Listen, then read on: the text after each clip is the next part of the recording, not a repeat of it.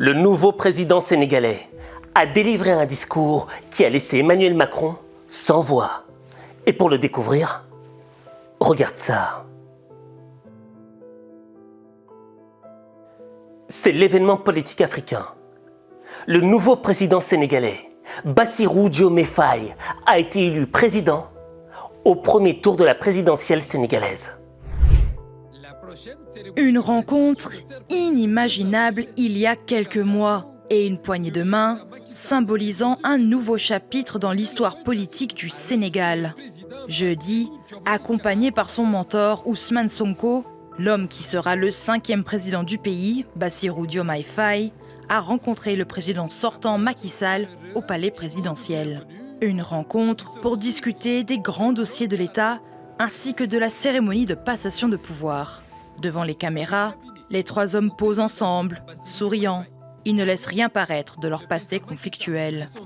Pendant 3 ans, le président entrant ainsi que son mentor ont livré un combat farouche contre la politique de Macky Sall. Après un passage en prison, l'ancien chef du PASTEF a épaulé la candidature de son protégé jusqu'à la victoire du 24 mars.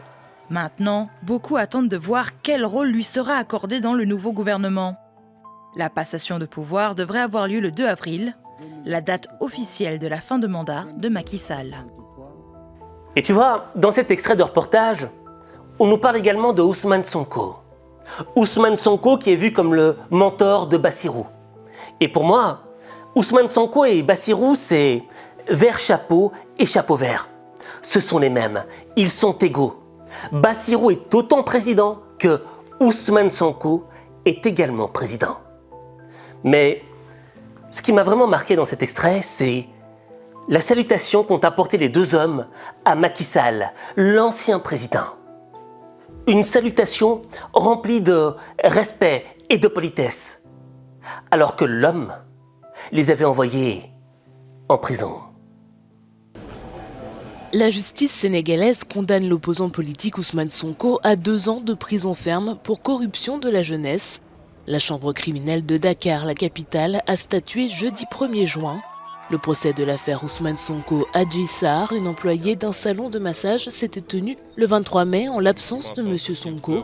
Ce dernier a depuis le début de cette procédure, commencée en février 2021, toujours dénoncé un complot afin de l'écarter de la course à la présidentielle.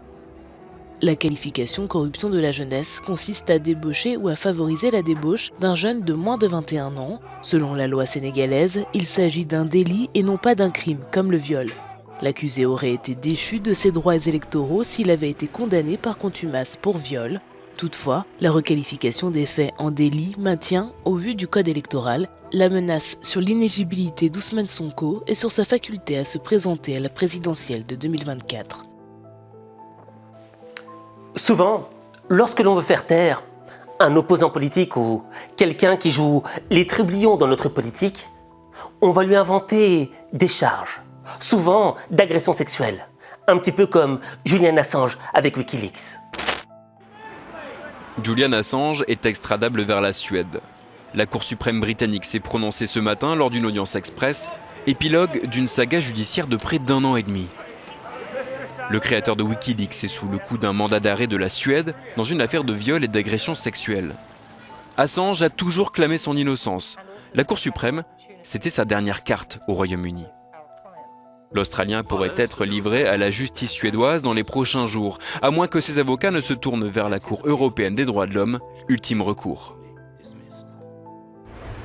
Les partisans de Julian Assange crient au complot. Ils pensent que l'Australien est victime d'un acharnement suite à la publication par Wikileaks en 2010 de milliers de documents confidentiels qui avaient fait trembler Washington et la diplomatie mondiale. Les avocats de Julian Assange craignent que son départ vers la Suède ne soit le prélude à une extradition ultérieure vers les États-Unis.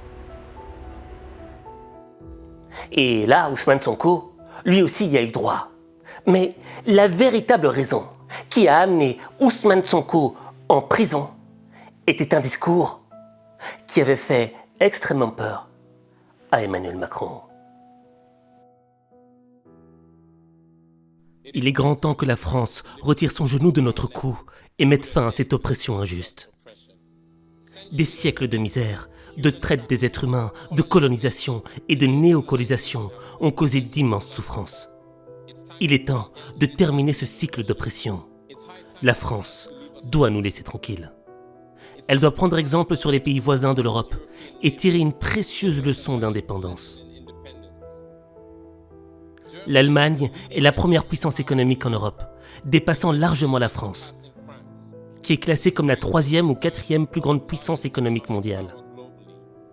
L'Allemagne n'exploite aucun pays, ni colonie. Je peux citer l'Italie, l'Espagne, qui avaient des colonies mais n'exploitent, ni interfèrent, ni n'imposent de dirigeants dans leur ancienne colonie. Sur quel fondement la France croit-elle pouvoir continuer à nous imposer des dirigeants et décider en notre voix? Cela doit prendre fin. Et l'Afrique émergente, la jeunesse africaine, les élites africaines et la diaspora africaine sont tous unis pour dire non, cela ne peut plus continuer. L'hypocrisie de la France est évidente et omniprésente dans la vie quotidienne. Examinons les cas du Mali et du Tchad comme des exemples parfaits de cette hypocrisie. Au Tchad, où le processus constitutionnel a été interrompu, la France a applaudi et son président a rendu visite pour consacrer officiellement la cérémonie de couronnement du nouveau roi. Au Mali, ce n'est pas le processus constitutionnel qui a été interrompu, mais le processus de transition. La France a condamné et même fait ses bagages pour dire qu'elle quittait le Mali. C'est de l'hypocrisie. C'est le double standard, ce double langage que la France emploie dans ses relations avec l'Afrique. Lors de notre interrogatoire de M. Jean-Yves Le Drian concernant la situation en Côte d'Ivoire et la décision de la France d'autoriser un 3e mandat, il a fourni une explication claire. Il a déclaré qu'il acceptait le 3e mandat pour Ouattara, mais le refuse pour la Biélorussie. Il a souligné que la France a condamné la situation en Biélorussie et a activement encouragé l'Union européenne à faire de même. Le Drian a dit que des millions de personnes ont manifesté en Biélorussie, contrairement à la Côte d'Ivoire, sans manifestation de masse. C'est ainsi que la France traite les problèmes africains. Personnellement, nous n'attendons absolument rien de la France. Nous souhaitons qu'elle cesse de s'immiscer dans nos affaires afin que le peuple sénégalais puisse s'exercer sa liberté de choix plutôt que d'être influencé par la sélection d'un candidat par la France. En utilisant les tactiques dont nous sommes conscients. Nous commençons par cibler des individus en les parant de la Légion d'honneur ou d'un rang chevaleresque, en les enrôlant dans des loges maçonniques et en les informant qu'il est temps de se préparer car ils seront les prochains sur la liste. Même si l'hypothèse que Macky Sall ne réussisse pas, nous savons qui est préparé par la France. Cela doit prendre fin. Cela ne se produira plus de cette manière. Soyons clairs, nous n'avons absolument rien contre le peuple français. En France, à la fois, les voix politiques et citoyennes se font entendre pour tenir et exprimer le même discours que celui que je vous présente actuellement. Par exemple, les députés tels que Madame Frédérique Dumas, qui s'exprime régulièrement sur la plateforme de l'Assemblée, qui écrit régulièrement au ministre des Affaires étrangères, étant donné qu'elle est membre de la Commission des Affaires étrangères. Pour dénoncer ce comportement injuste de la France envers l'Afrique, adoptez notre discours. Monsieur Jean-Luc Mélenchon, Jean-Paul Lecoq, André Chassagne et tous les députés partageant le même discours que nous, ainsi que des centaines et des centaines d'autres voix. Comme d'autres organisations à but non lucratif, font un travail remarquable dans la même direction. Nous exhortons vivement la France à écouter les voix qui lui parlent de notre plan pour un partenariat plus collaboratif, plus équitable et plus durable entre l'Afrique et la France. Il est crucial que nous travaillions ensemble vers un avenir équitable, juste et respectueux de l'environnement. Si elle écoute, je crois que nous aurons de beaux jours devant nous dans notre collaboration ensemble. S'il ne sait pas comment le couper, pensant qu'il peut continuer à fonctionner comme à l'époque de nos grands-pères, cette jeunesse africaine ne l'acceptera pas. La France doit se préparer à une rupture définitive et se retirer complètement de l'Afrique. L'Afrique est aux Africains, pas à la France. Elle n'appartient à personne d'autre, ni à la Chine, ni aux États-Unis. Là, Ousmane Sonko n'y va pas avec le dos de la cuillère. Pour moi, le discours a une connotation révolutionnaire. On appelle à un changement. Le problème, c'est que le poids des mots est directement lié au changement que l'on voit apparaître sur le terrain. Et là, je peux dire que ce discours a apporté un événement disruptif. Disruptif, c'est un mot que j'ai appris il n'y a pas longtemps. Ça signifie un changement radical. On enterre le passé pour donner naissance à un nouveau présent. Et ce qui m'a marqué, c'est quoi? C'est que entre le discours et l'événement disruptif, le changement radical de gouvernement dans le pays, il y a eu un élément central. Et cet élément, c'est le sacrifice.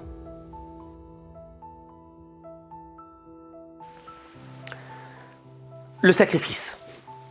Ce que je veux dire par là, c'est qu'à un moment dans le discours d'Ousmane Sonko, il disait « Il y a des loges maçonniques, il y a des pouvoirs sombres qui sont là pour vous dire que c'est votre tour, vous deviendrez président. » Et lorsque tu reçois le pouvoir de cette manière-là, tu reçois un privilège, tu passes par un raccourci, c'est facile. Le seul problème, c'est que tu n'as pas le droit de mordre la main qui te donne. Parce que lorsque tu es dans la position de celui qui reçoit, si tu venais à mordre la main qui te donne, plus jamais elle te donnera. Et tu risquerais de mourir de faim. Et pour moi, ce schéma représente la dépendance. Les gens dont le pouvoir, dont la vie dépend d'autres. Et le président Bassirou, Ousmane Sonko, eux, ont décidé d'être indépendants. Indépendants pour voir naître cet événement disruptif, ce nouveau Sénégal. Mais pour passer à cet événement disruptif, il faut faire un sacrifice, et pas qu'un seul.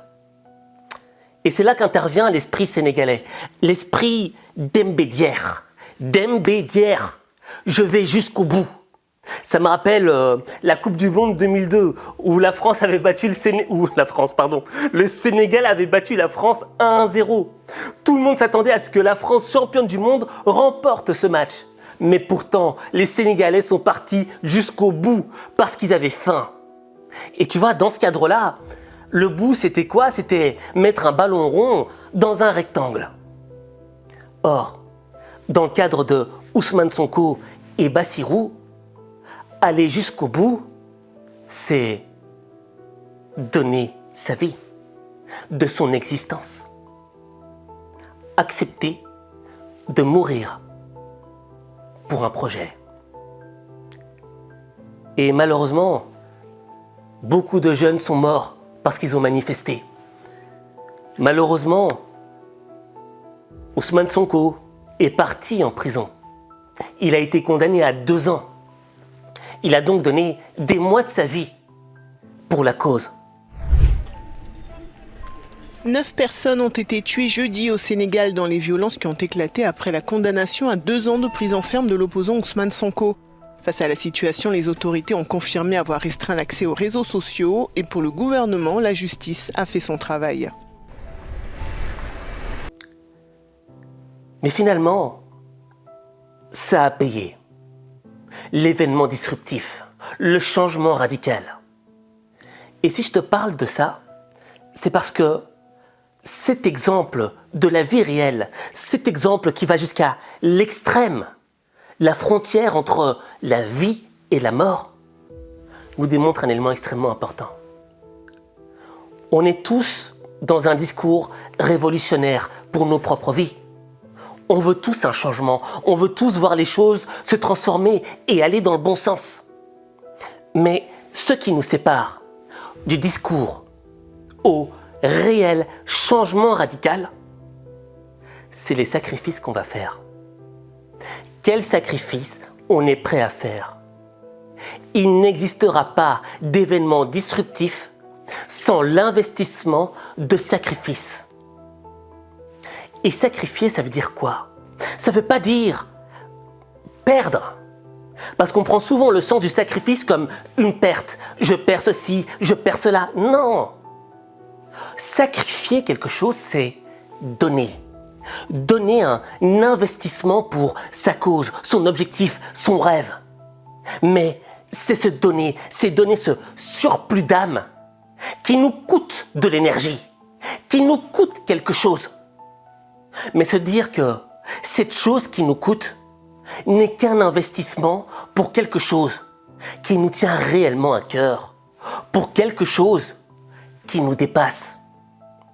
Et c'est pour ça que quand je vois ce changement disruptif au Sénégal, je me dis, tu vois, moi qui pensais que Ousmane Sonko finirait sa vie en prison, je me suis trompé au fait. Je m'étais dit, moi si j'étais à la place d'Ousmane Sonko, je me dirais c'est bon, on arrête là, c'est fini.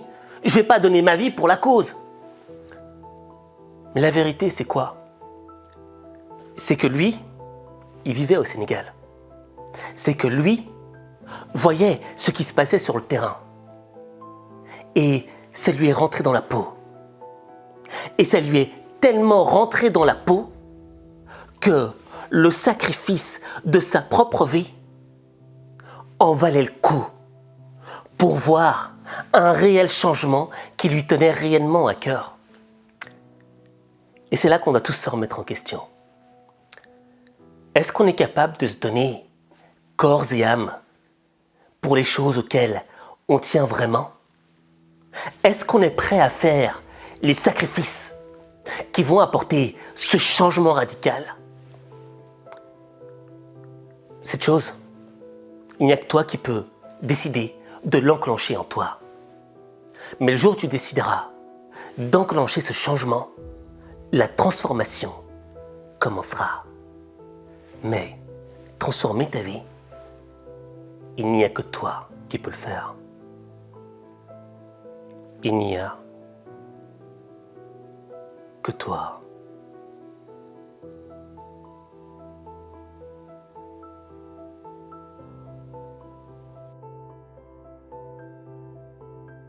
C'est quand même dingue comment un événement politique peut nous ramener à un élément métaphysique, à une philosophie de la vie, tu vois, et extraire ces éléments-là pour les appliquer dans nos propres vies. Raison pour laquelle je veux qu'on passe de la théorie à la pratique. Et je vais te demander d'écrire en commentaire « Je suis Sénégal ». Je répète, « Je suis Sénégal ». En écrivant ce commentaire, tu signes au plus profond de ton être, tu signes un contrat avec ta propre personne de l'acquisition de l'esprit d'Embédière, de l'acquisition de l'esprit de celui qui se sacrifie, de l'acquisition de celui qui a ce rêve, cet objectif dans la peau et qui est prêt à se donner corps et âme. Je suis Sénégal.